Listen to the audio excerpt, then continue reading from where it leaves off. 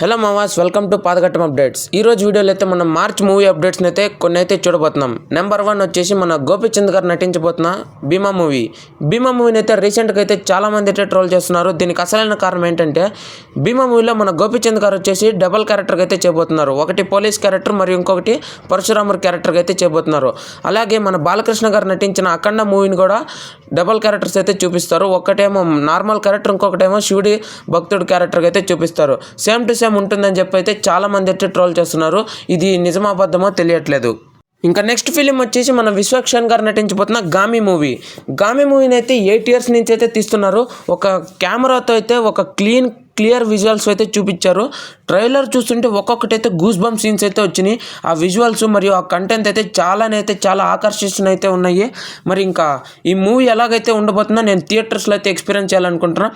లాస్ట్లో lion scene అయితే సూపర్గా అయితే ఉండిద్ది. లయన్ అయితే రియలిస్టిక్గా అయితే చూపించారు. విజువల్స్ అయితే ఓవరాల్ సూపర్ అయితే ఉన్నాయి. ఇంకా నెక్స్ట్ వచ్చేసి మన ఎన్టీఆర్ గారు నటించబోతున్న దేవరా మూవీ రీసెంట్గా అయితే చాలా కాంట్రవర్సీస్ అయితే వచ్చినాయి. ఒకటి సైఫ్ అలీ ఖాన్ గారికి ఏమో డ్యామేజ్ అయితే అయింది.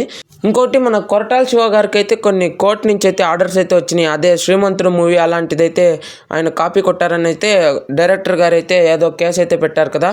ఈ టోటల్గా ఇవన్నీ తప్పుకొని అయితే మూవీని అయితే October 10th అయితే పక్కాగా అయితే రిలీజ్ చేయబోతున్నారని ఒక పోస్టర్ని అయితే రిలీజ్ చేశారు. దీంట్లో క్లారిటీ అయితే వాళ్ళైతే ఇచ్చేశారు. ఇంకా నెక్స్ట్ అప్డేట్ వచ్చేసి మన ప్రభాస్ అన్న నటించబోతున్న కల్కి మూవీ. రీసెంట్గా కల్కి మూవీలో క్యారెక్టర్స్ చూసినట్లయితే చాలా షాక్ అయితే అయిపోతారు. ఇంకా రీసెంట్గా విజేంద్ర ప్రసాద్ గారికి అయితే ఒక క్యారెక్టర్ అయితే వచ్చింది.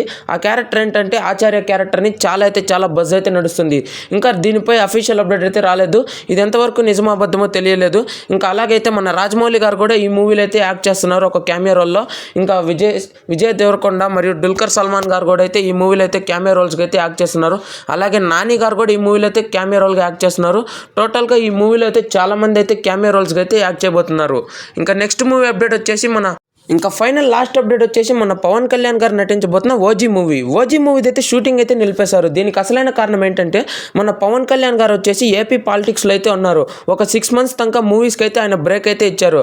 పాలిటిక్స్ అయిపోయిన తర్వాత ఆయన మూవీస్కి అయితే మళ్ళీ కంటిన్యూ చేస్తారు. అప్పుడే ఈ ఓజీ మూవీ కూడా రిలీజ్ అయితే కాబోతుంది. ఇది ఫ్రెండ్స్ ఈరోజు వీడియో. ఈ వీడియో కానీ నచ్చితే ఛానల్కి తప్పకుండా లైక్ చేయండి, సబ్స్క్రైబ్ చేయండి. Thank you for watching. Like, share and subscribe.